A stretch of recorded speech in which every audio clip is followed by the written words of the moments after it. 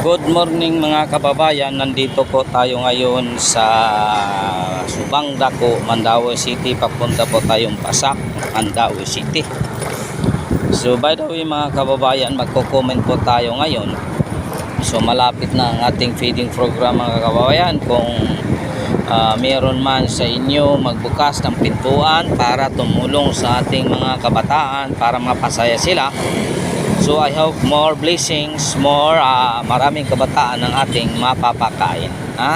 Kahit sa isang saglit lang mga kababayan. Yun lang hiniling ko makain, pero kung mabigat sa inyong kalooban, okay yun mga kababayan. So by the way mga kababayan, magko-comment po tayo ngayon. Part ito kay Inday Sara. Habang tumatagal, lalong sumasarap ang mga bangayan ng Marcos administration at ang Duterte. Kasi itong Marcos mga kababayan, ito kahit anong sabihin mo, si Marcos hindi pa rin sumasagot. Ano ba ito si Marcos? Ito ba ang trip niya? Kahit anong mga isyo na sabihin sa kanya, walang sagot. Ito ba ay isang trip ng isang bangag? Ito ba ay trip ng isang bangag para walang hindi naman lang sumagot kahit anong isyu na ibabato sa kanya? Bakit mga kabayan? Hayaan lang ba niya sumagot ang kanyang mga aliboris, ang kanyang PNP, ang kanyang cabinet? Bakit wala siyang maisagot mga kababayan? Bakit siya mga kababayan wala man lang maisagot? Ito mga kababayan, hahantong ito sa hindi maganda. Itong mga paro-paro, kapag malapit ng eleksyon, matapos ang 25 eleksyon, kapag ito na hindi pa rin na nila napindown ang mga Duterte mga kababayan, itong mga paro lilipat at lilipat na ito. Kasi ang rating ni Inday Sara palagi pa rin nangunguna. Palagi pa rin nangunguna sa survey mga kababayan. So ibig sabihin, itong mga paro-paro hanggat malayo pa, unti-unti itong mawawala sa kanya. Itong mga balingbing, unti-unti itong kakalas sa kanyang administrasyon at pupunta na ito sa Kansara. Pupunta na ito sa Sara para magkaroon ng puhunan para sa 2028. Ito ang masasabi ko mga kabayan, sa aking pananaw yan, sa aking pananaw, in my view. Talagang ito ang mangyayari kapag hindi nila napindown ang mga Duterte. Kapag hindi nila napindown ang mga Duterte, anong mangyayari sa Marcos administration? Sa ngayon, ganon ang mangyayari. Lahat ginawa nila para batikusin ang mga Duterte para bumaba ang kailangan na ratings. Pero ganon pa rin mga kababayan, lalong sumasarap ang rating ni Inday Sara. Mas lalong sumasarap. Kaya pagkatapos ng eleksyon itong 2025, kapag hindi napindown lang mga Duterte, itong mga tulunggis, at itong si Fernandez, sumisingnyas pa sa kanyang liig na patay na, papatay na, gugurgurin na. Kapag ito ay hindi niyo mapindown ang ninyo si Inday Sara, ay talagang 2028 kayo na din ang iimbestigahan.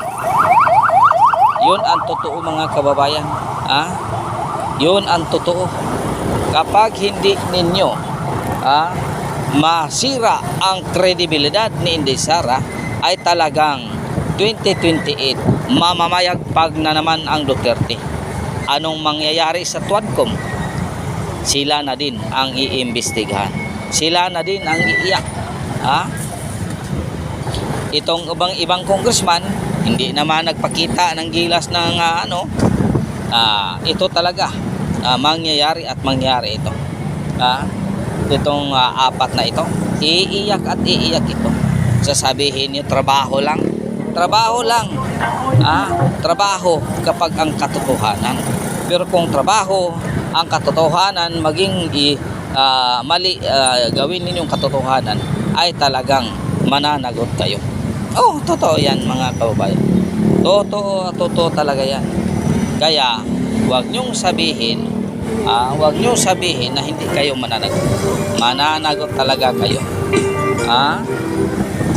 So kaya sa aking pananaw, ito na ang mangyayari 2025 kapag nandyan pa si Inday Sara. Kapag nandyan pa si Inday Sara, ay talagang hindi niyo mapindown si Inday Sara, ay talagang mananagot kayo. Ito kapag hindi niyo paalis, at itong Marcos administration, iiyak at iiyak ito. Kasi wala kayong nagawang kabutihan sa ating bansa. Lahat kayo ginagawa ninyong kalukuhan ang ating bansa. Lahat na lang binibigay ninyo. Kinuha ninyo Maharlika funds, GSI funds, SS funds, PhilHealth funds, lahat ninyo pamimigay sa inyong mga ayuda.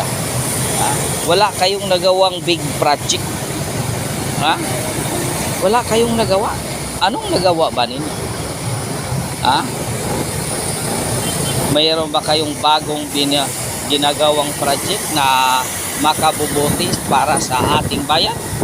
Wala. Continuation lang yung iba gani, hindi na nyo pinupunduhan.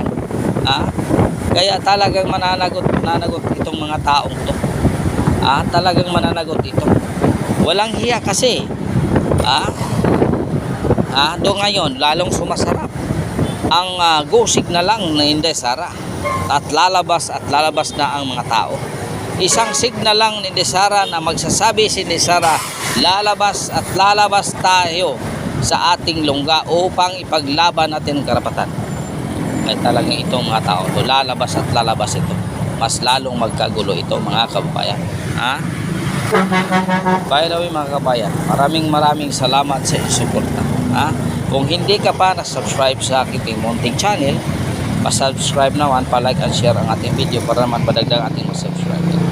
Maraming salamat mga kababayan. Hanggang dito na lang po. God is good all the time. God is good with senior kaninyong tanan mga kababayan. Maraming salamat po.